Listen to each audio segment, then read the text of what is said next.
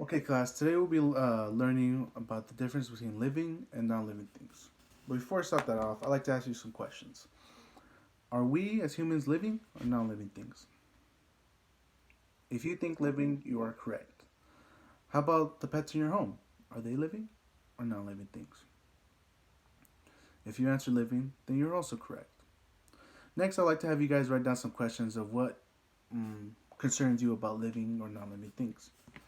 Before you start out writing your question, though, remember the first word has to start with either what, when, where, or why, or how when you write it. When you write your sentence. I wrote two questions down as an example. My first one was, how does something be considered alive? That's my first question. My second one is, um, where is it? Oh, here it is. What does a living thing need in order to survive? I'll give you guys some time to write that down. Okay, so the first thing we'll be talking about are living things. There's one factor that a living thing needs in order to survive, and that is growth and change. Every living thing grows and changes to a different size as they grow older. For example, plants. In this little short video, I'll show you why plants are considered living things because they grow.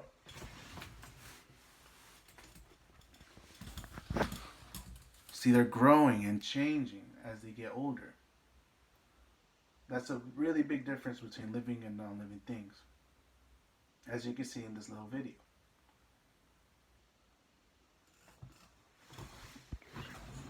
And the next thing we'll talk about that living things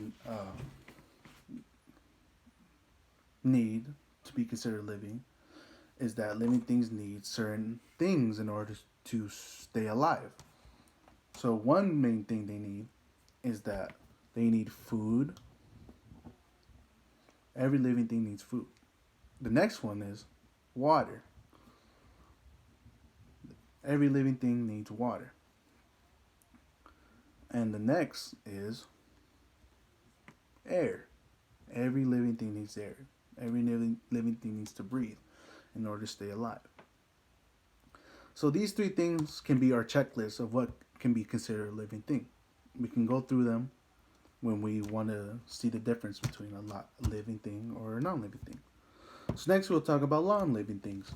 And as we wrote down in our checklist, there's some things that make something alive and something that makes it not alive. For example, this toothbrush. We can go down to our checklist and see if it needs these things in order to be alive. So does this toothbrush need food? No. Does this toothbrush need water? No. Does this toothbrush need air? No. Does this toothbrush change as it grows older? No. So this is considered non-living. So the next activity I'd like to have you guys do is draw a little box. No, actually not. Draw two big boxes together side by side. One on the left side and one on the right side. I'll show you right now as an example. And under those boxes, write living and non-living. As you can see right here, two boxes, 1, 2, and then the bottom, one side be living, and the other side be non-living. Next, in each box, the one that says non-living, I would like to have you guys draw a picture of something that's not living, anything that you can think of. And on the right side, I like to have you draw something that you can that you think is considered living. And I'll give you guys some time to draw that out.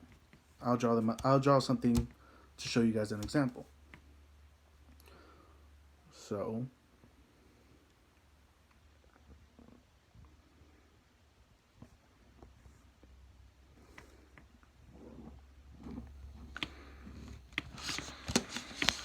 the examples I drew was a mouse. So we can go to our checklist of what we talked about of what's considered living. Does a mouse need food? Yes. Does a mouse need water? Yes. Does a mouse need air to survive? Yes. So it is considered living. Now we can go check my next example, a lollipop. Does a lollipop need food? No. Does a lollipop need water? No. Does a lollipop need air in order to be considered life? No. So this is non-living. So think of anything that comes to mind that is considered living. Anything that you see that's considered non-living. Remember, we made a checklist to make sure you can see if it's alive or not. Okay, next activity. I like to have you guys draw a little T chart, as you can see in the bottom right here, little T chart, and one side being living and the other side being non-living. Living and non-living.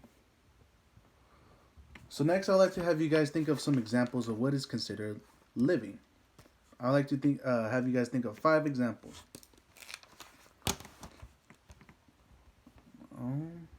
Bird, dog, cat,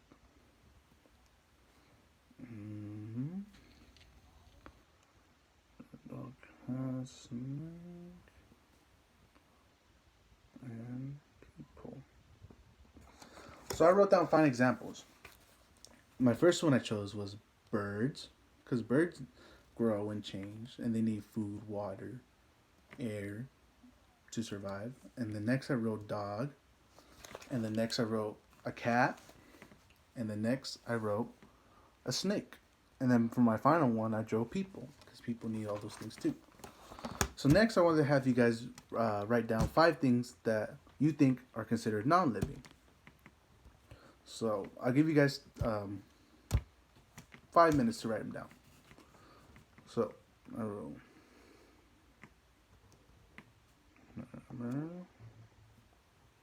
nail.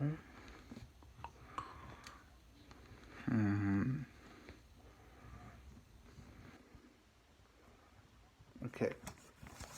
So my 5 examples I wrote down is a hammer, a nail, a car, a desk, and a pen. These are things that are considered non-living because we know that a hammer can't grow, a nail can't eat, a car doesn't need water, desk doesn't need air to stay alive, like this one right here. It's still the same desk. And a pen, because it's always going to stay the same size. So now I'd like to have you guys go back to the questions that you guys wrote, and I'll go back to mine and see if we can answer it now. So my first question was, how does something be considered alive? And now we finally have the answer. It needs to grow and change. And it also needs some other things. And my next question is, where was that? Here it is. What does a living thing need in order to survive? Now we have the answer. It needs food, water, and air in order to survive. If not, then that living thing will be dead. And I like to have you guys take your time and see if you can answer it with the questions that you wrote. And if you still need help, feel free to ask me or call on a partner that can help you out, that you think can help you out. So now that really wraps up everything about the difference between living and non-living things. Because non-living things will always stay the same. Like we talked before.